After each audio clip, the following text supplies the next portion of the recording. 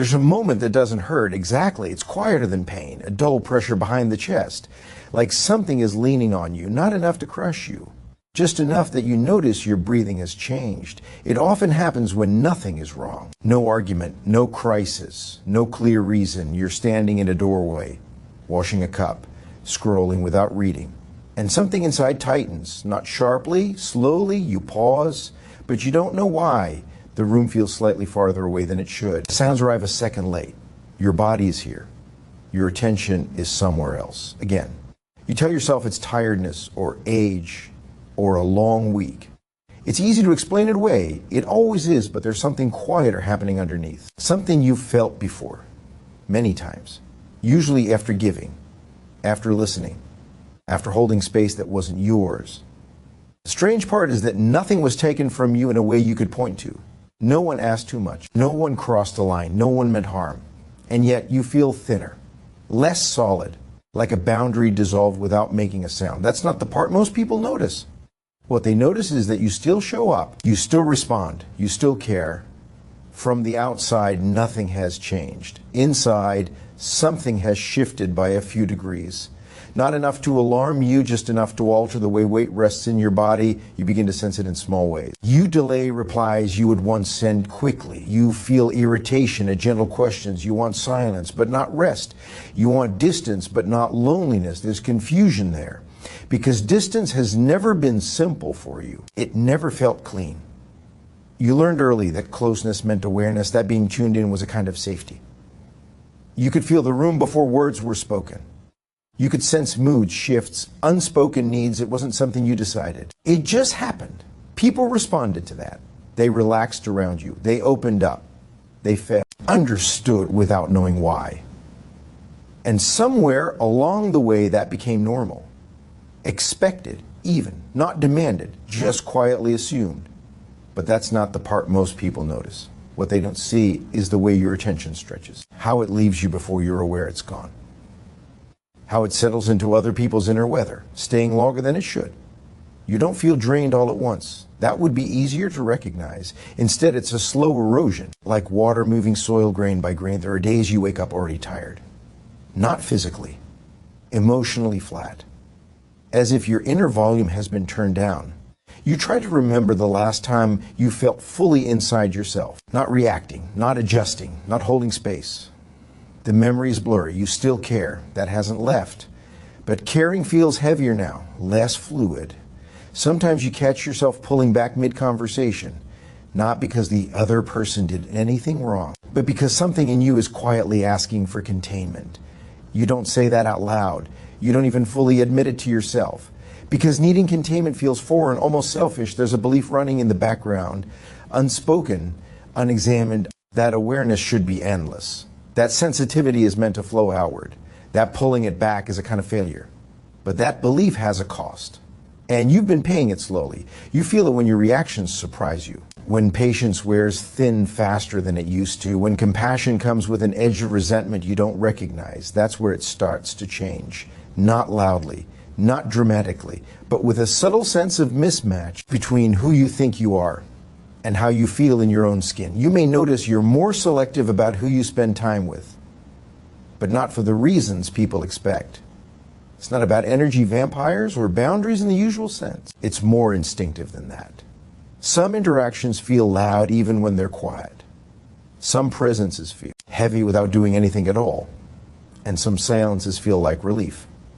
You begin craving spaces where nothing is required of you, where your awareness can fold back in on itself, where you don't have to read between lines. But even then, it doesn't fully rest.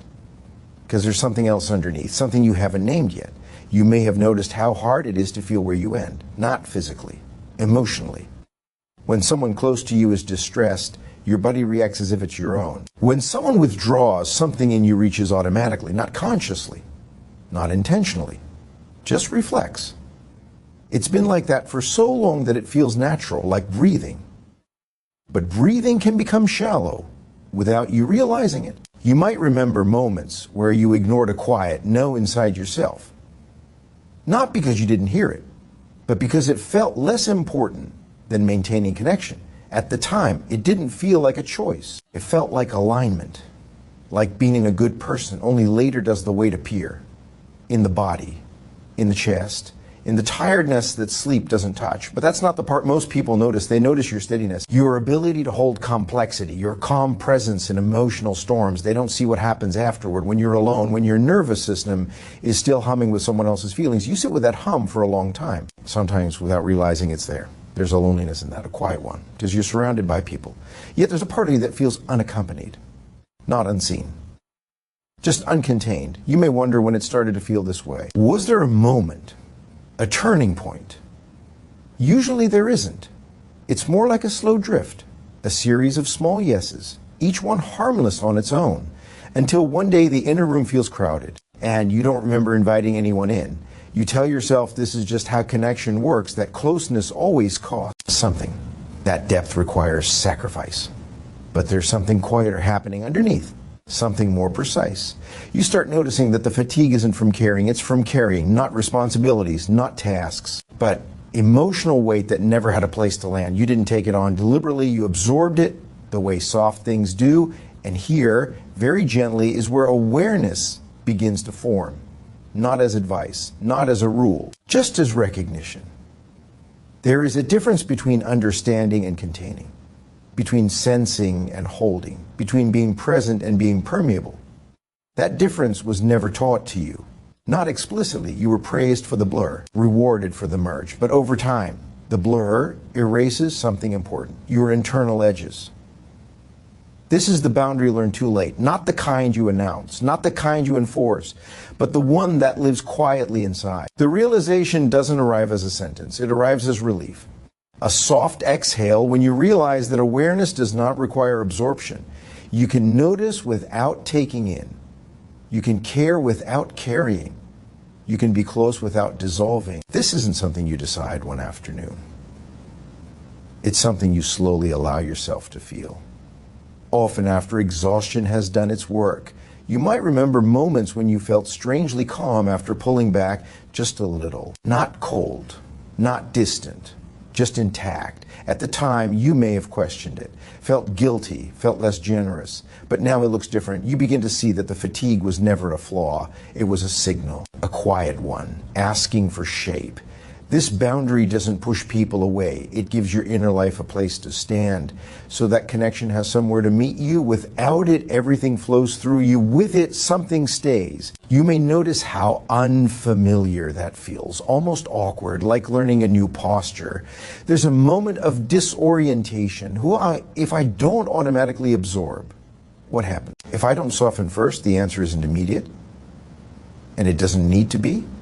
What matters is the subtle shift from reflex to awareness, from merging to witnessing. You don't stop being sensitive. You stop being porous.